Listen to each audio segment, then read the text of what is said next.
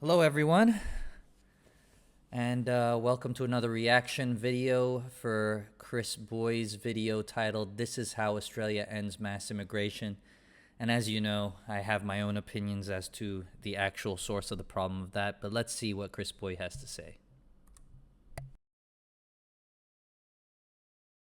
My name's Chris, I live in Australia, and today I'm going to be talking about mass immigration in Australia. And yeah, sure, I've been to a couple of rallies recently. I went to the March for Australia rally. I'm not going to be talking about the rally in specifics or anything like that. I'm going to be talking about mass immigration, and each time I talk about mass immigration, I just want to try bring one more, slice of ham into the void, one more little slice for us to talk about and to clear up, because I've had a gutful.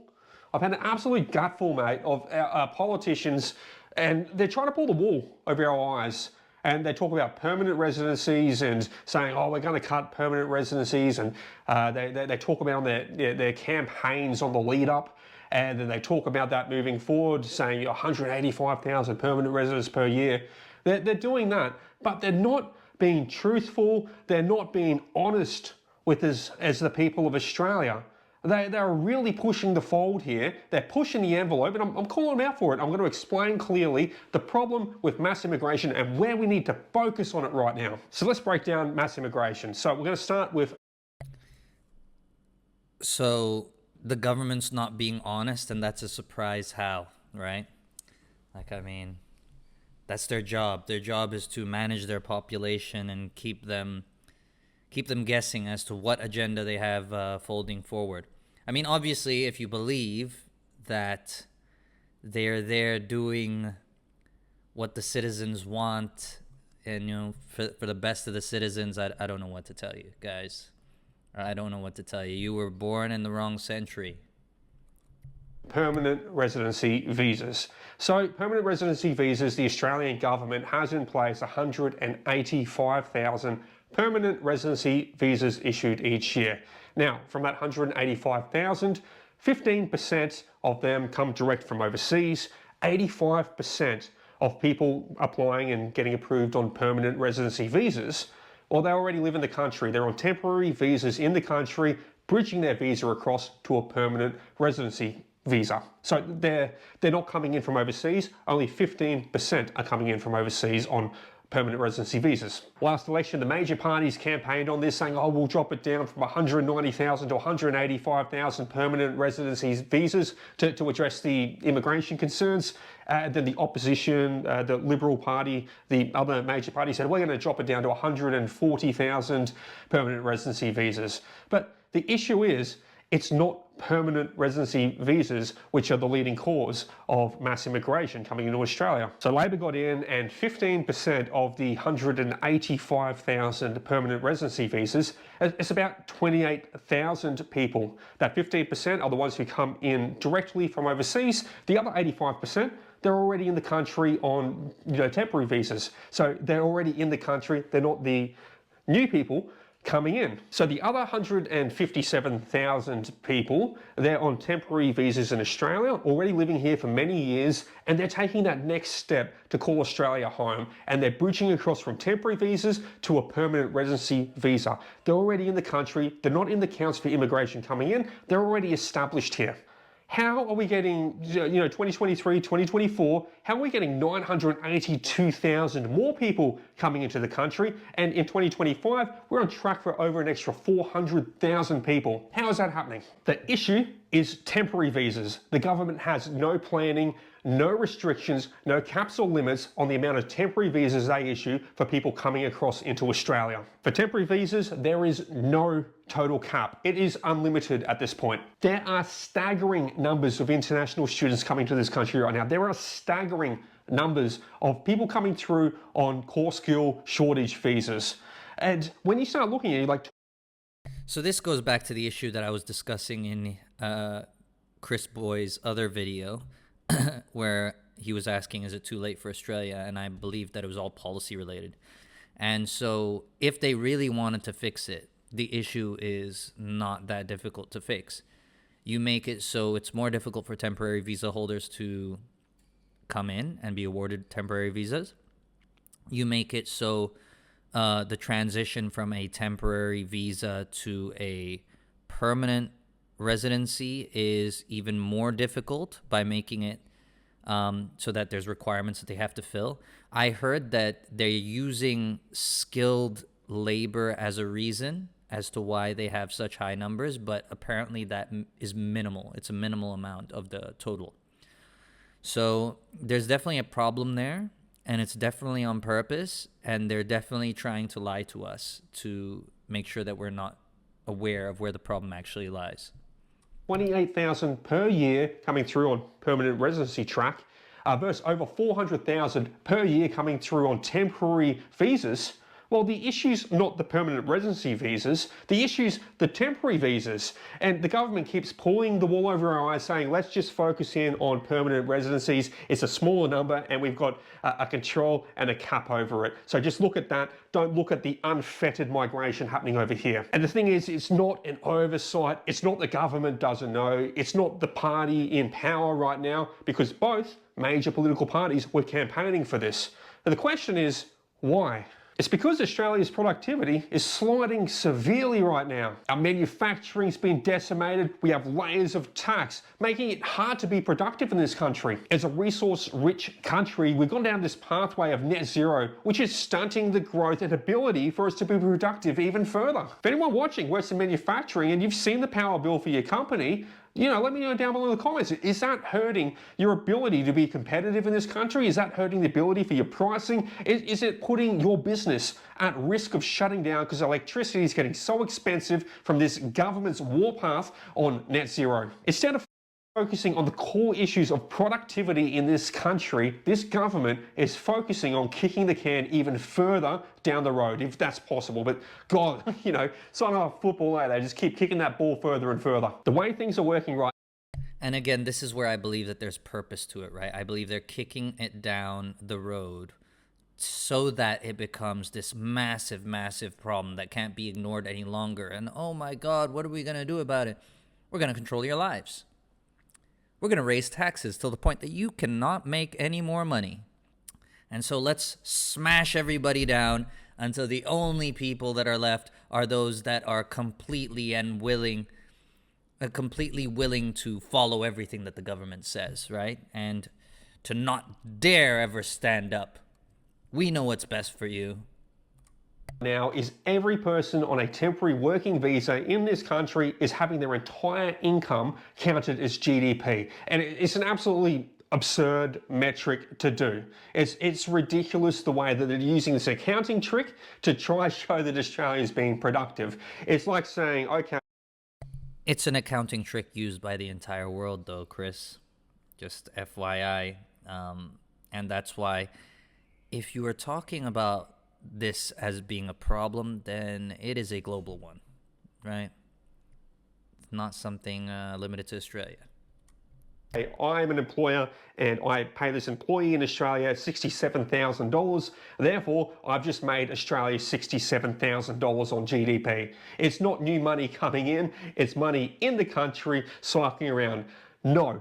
That's not how it should work. It's a ridiculous and false metric. It's an accounting trick, and it's counting over $110 billion per year towards our GDP just from counting temporary visa salaries earned in Australia. But the thing that the government knows, and big business loves it, is that every person that comes through into the country on a temporary working visa, well, you know what? That's a new customer for Coles and Woolworths. It's a new car loan. They need a vehicle to get around.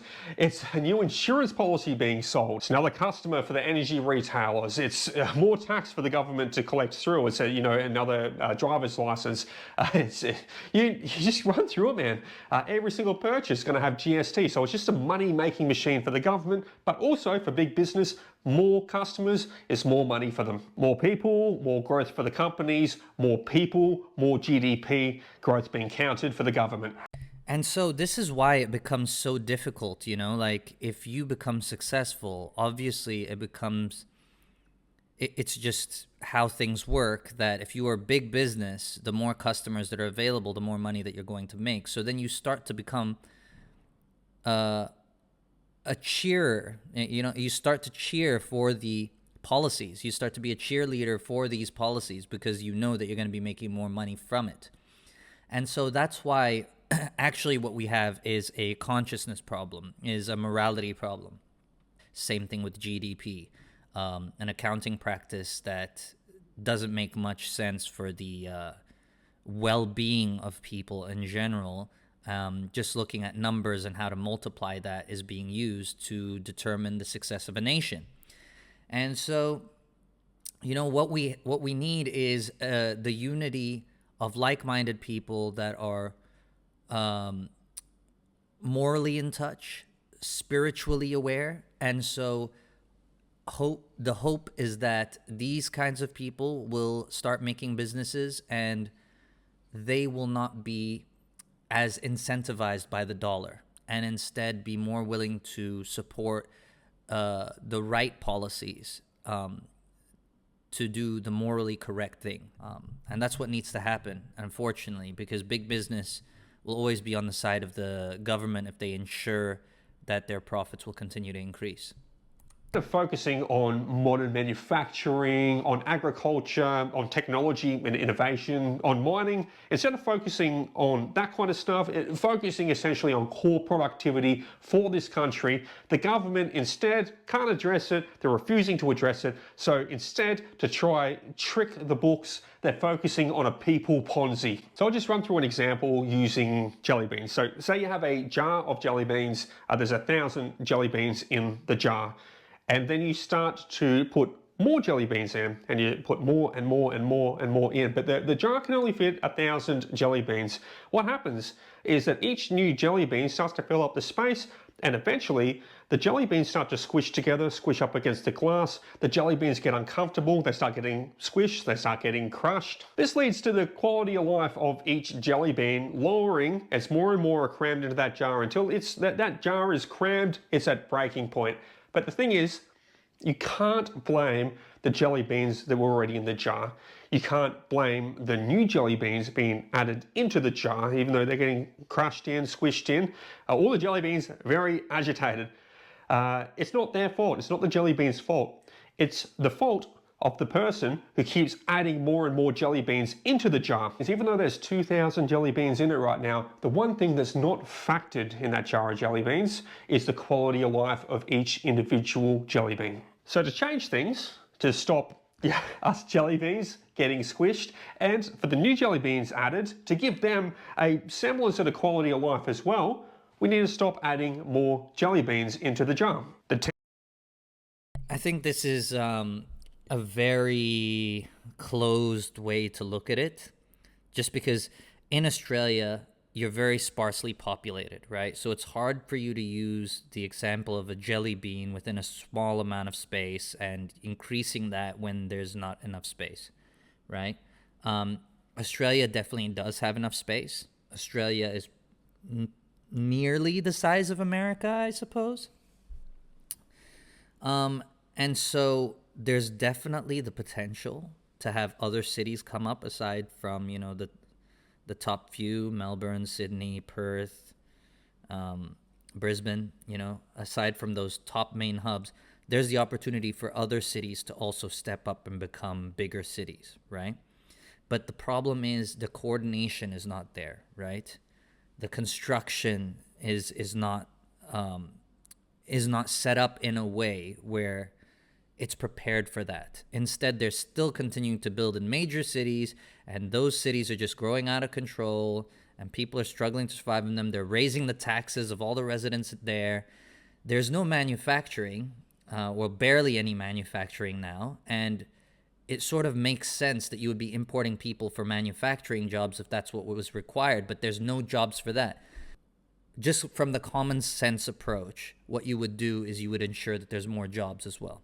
You would ensure that there's more homes as well, right? And this is the infrastructure that needs to be set up when you're engaging in these policies if you have the well-being of people in mind. But they don't. Now, I would argue that those jelly beans are fighting each other on purpose. I don't agree that this is being done by people who are not aware and they're inept. They have no idea. No, I'm pretty sure they know what they're doing. And they need to get Australia as divided as the UK. And until they reach that, they haven't reached their goal, right? So if you are somebody who is trying to divide the Australian population, congratulations, you're doing what the government wants. What we need to do is we need to check those in power. Different political parties, more political parties. I mean, the best, in my opinion, would be no political parties. Anybody can run. Even a sovereign citizen does not need a party. He can run, he can win, and it would be best if everybody's just an individual working amongst each other as opposed to parties, voting across party lines. That way, every piece of legislation is scrutinized. I also think that a lot of the current legislation probably needs to be looked at and potentially reworked or thrown out. Permanent residency visas, they're not the issue here. There are a very small amount of new people coming in. The focus needs to be on temporary visas. Is GDP going to drop from adding a cap onto temporary visas? Well, yeah. But does GDP factor the quality of life of the people living within the country? No, it does not. Our quality of life in Australia, as Australians, it's more important than a never-ending people Ponzi, which will get so large that it'll eventually collapse in on itself like a black hole. As Australians, we are more than just jelly beans to be counted. We deserve more than that. Let me know your thoughts down below in the comments. Is it temporary visas? Is it permanent visas? What is it that's detracting from the quality of life for Australians right now?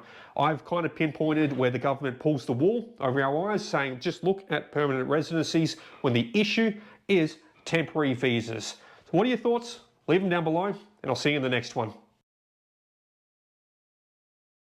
So,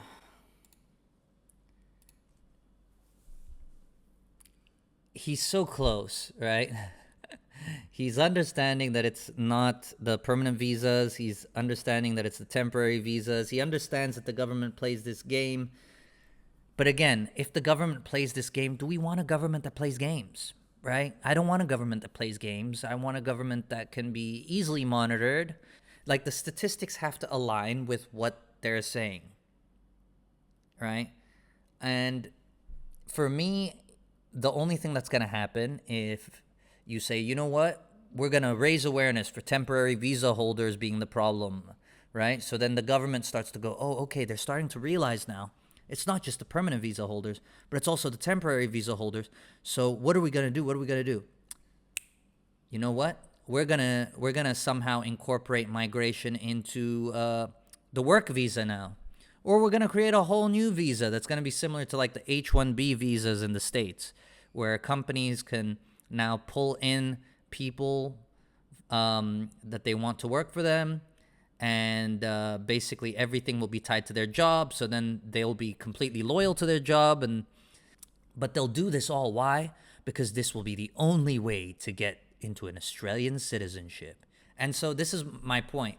My problem isn't with mass immigration. My problem is with a government that thinks that they can keep kicking the can down the road on whatever issue it may be. The economy, manufacturing. I, for one, am not a fan of the fact that Australia doesn't have much manufacturing. I would prefer if they still had at least 1 to 2 car manufacturers and they didn't allow them to completely exit. But that requires subsidizing, right? Because the wages in Australia are so high. So you need to give benefits towards the players in the industry that are willing to take risks and are willing to operate a business that might not typically survive, right? And give them benefits to keep them going, right? Why? Because it's important for Australia, I think, for a well-being point of view, right? Is to not rely on overseas markets all the time. If China produces all your cars and then you go to war with them, well, then you don't have cars. Let's forget about war. Let's talk about Japan. Let's say there's cars produced in Japan, and then this is another strange one though, the Japanese yen rises, right? So then all the prices of the cars in Australia go up as well. not really an example that is probable, but just an example. You become totally reliant on overseas, right? And so I am a fan of national sovereignty. I am a fan of every country being able to have some semblance of self-reliance. And it's not, wouldn't say you're forced to buy the Australian car, but it should be an option. You should always have the option of supporting a local manufacturer. Maybe not for everything, but for most things, I think. Especially things like, toilet paper, food, maybe some white goods like refrigerators, laundry machines, dryers.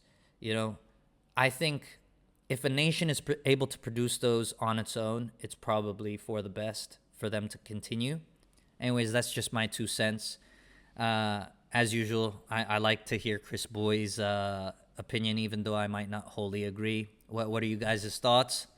Do you really think that it's all to do with immigration and all the problems will just vanish after that? Yeah.